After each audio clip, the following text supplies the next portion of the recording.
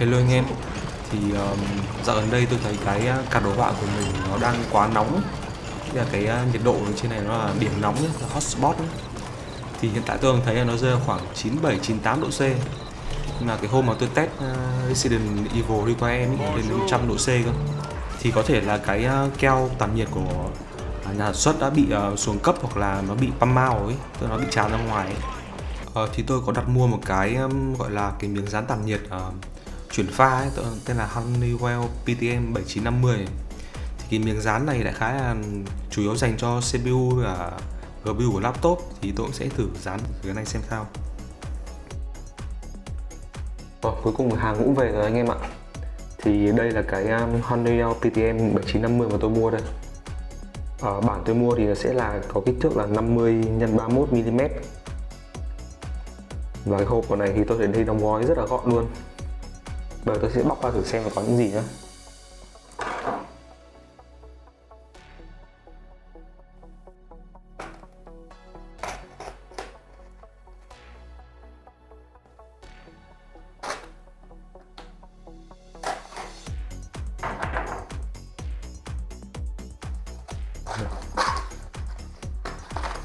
Trong hộp thì sẽ có khá đầy đủ anh em ạ. Bên người bán bảo là họ sẽ có những cái hỗ trợ cho mình để mình dán keo luôn ý. Đây cái bộ hỗ trợ của nó đây. Và đây là cái miếng keo chính này. Đây mới là cái giá trị của nó này. Và đây là những cái sticker để chắc là hỗ trợ dán ý. Bóc cái miếng này ra này. Nói chung là nó cũng chỉ có thế thôi. Thì thực ra thì thực ra tôi cũng có một tip mới 4 cơ, nhưng mà tôi không dùng cái này bởi vì là nếu mà anh em tìm hiểu một chút ý, thì anh em sẽ biết là cái card đồ họa hay là ý con chip đai trần ấy thì nó sẽ có một cái tình trạng là bị păm mao keo tản nhiệt khi mà sử dụng một thời gian. Thì bình thường nếu mà anh em mà tra cái keo tản nhiệt này ấy, thì thời điểm đầu nó rất là mát, nhưng mà nó sẽ bị tràn ra ngoài rất là nhanh thôi. Tức là ban đầu thì nhiệt độ nó giảm rất sâu, nhưng mà dùng một thời gian nó xuống cấp rất là nhanh. Thế nên là nó mới có những cái miếng này. Cái miếng này thì đại khái là ban đầu ấy thì nó sẽ khô cứng lại, nhưng mà đến khi mà nó nóng thì nó sẽ chảy ra để hiệu quả dẫn nhiệt nó cao ấy, xong nó lại khô lại để nó không bị tràn ra ngoài ấy. Rồi bây giờ mình đã tháo con Vega ra rồi đây. Bây giờ mình sẽ phải tháo những con ốc này. Thì con Vega của mình thì vẫn còn bảo hành nhá. Anh em mà còn bảo hành thì anh em không nên tháo con Vega này ra. Bây giờ tôi sẽ tháo ra nhé.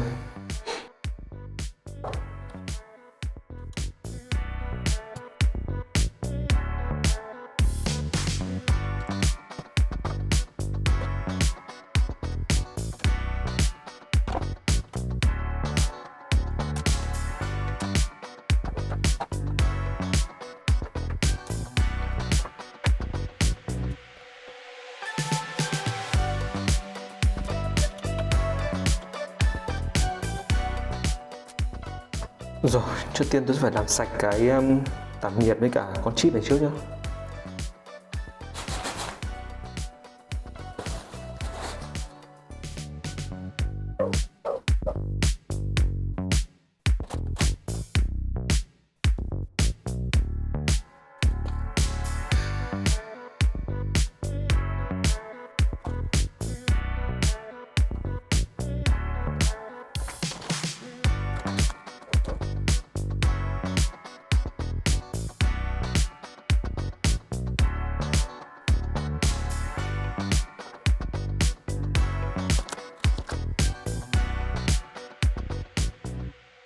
Rồi, bây giờ tôi sẽ phải đo và cắt cái miếng tản nhiệt này sao cho nó vừa với con chip này.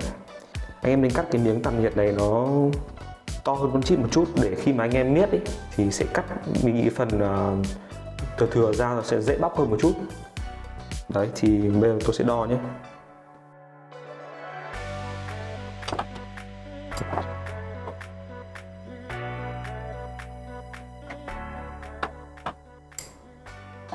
Rồi, tôi đã cắt xong cái miếng này rồi đây. Nó sẽ bao phủ được con chip này. Ở trên mạng ấy thì nhớ anh em bảo là nên bỏ tủ lạnh một chút để cho nó dễ dán hơn. Thì ok, tôi sẽ bỏ tủ lạnh khoảng 15 phút nhé, xem nó dễ dán hơn không. Rồi ok, bây giờ mình đã lấy được cái miếng này trong tủ lạnh rồi. Bây giờ mình sẽ dùng sticker để bóc một mặt nó ra nhé. Rồi, ra lên mặt chip.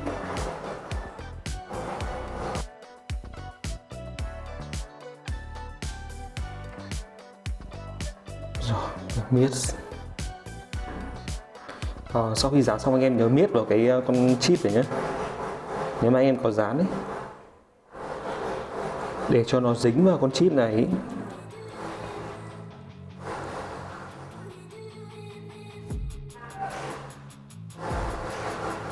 Rồi, cái lý do mà anh em cần phải cắt to hơn so với con chip ấy, là để anh em dùng cái này này, anh em cắt cái phần lòi ra ngoài ấy, để cho nó dễ bóc hơn.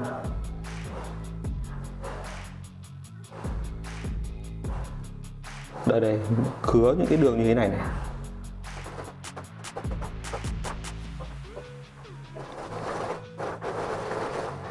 Rồi, bây giờ sẽ là đến màn lột.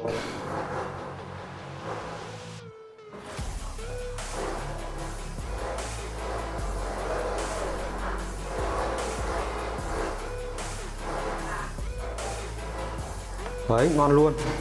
Mình làm được một lần được luôn này. Đó, thực ra thì mình thấy anh em bảo là cái này rất là khó, nhưng mà thì đúng là ấy thật, nhưng mà là anh em làm theo cái mẹo của mình ý, thì là khi mà anh em cắt như thế này nó sẽ có một cái đấy, có những cái rãnh này sẽ bóc ra rất là dễ dàng thôi. Đấy. Rồi bây giờ mình cũng dán xong, và bây giờ mình sẽ lắp lại cái Vega này nhé.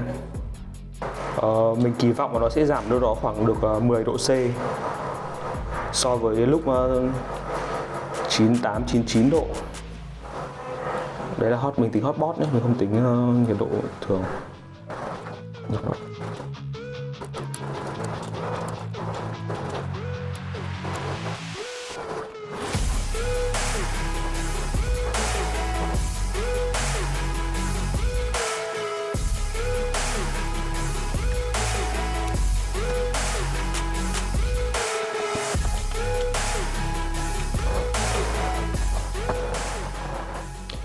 Một cái mẹo mà anh em khi mà tháo mà lắp lại Vega ấy, thì anh em nên siết chéo, ốc chéo này một bên.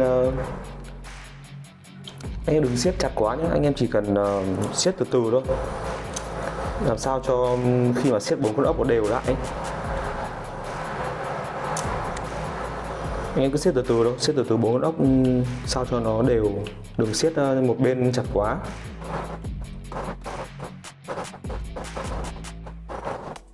Đấy, anh cứ bắt chéo như này nhé.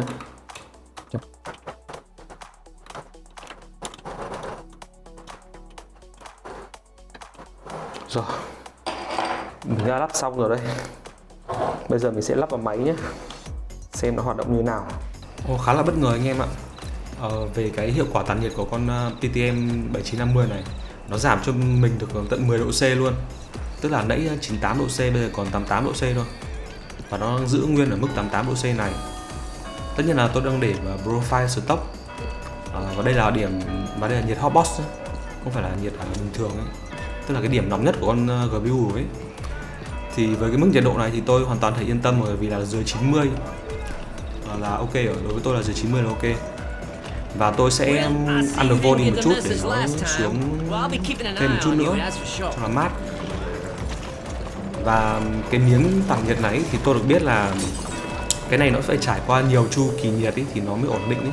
Và hiện tại thì tôi mới dán thôi mà đã giảm được 10 độ C rồi, thì chứng tỏ là hiệu quả rất là cao.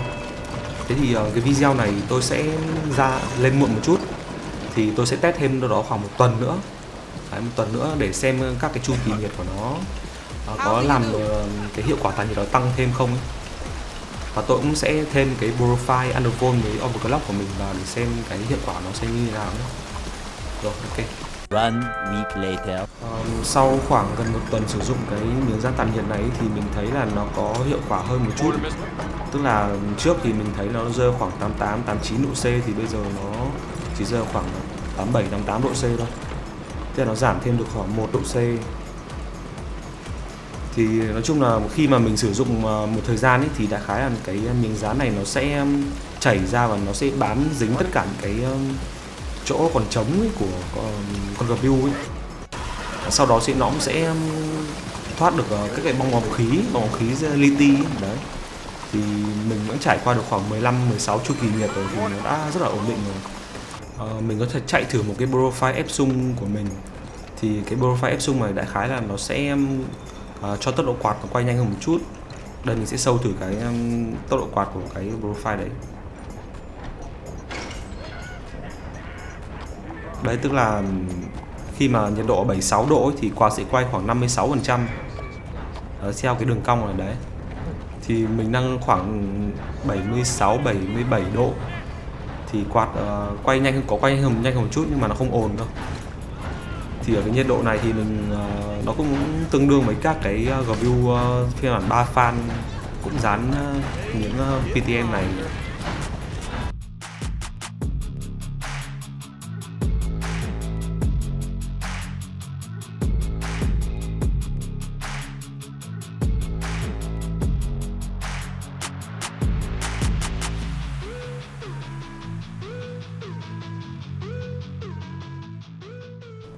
Rồi, video đến đây thôi. Nếu mà anh em cảm thấy video này hay và hữu ích thì hãy cho mình một like và một đăng ký kênh nhé. Cảm ơn anh em. Bye bye.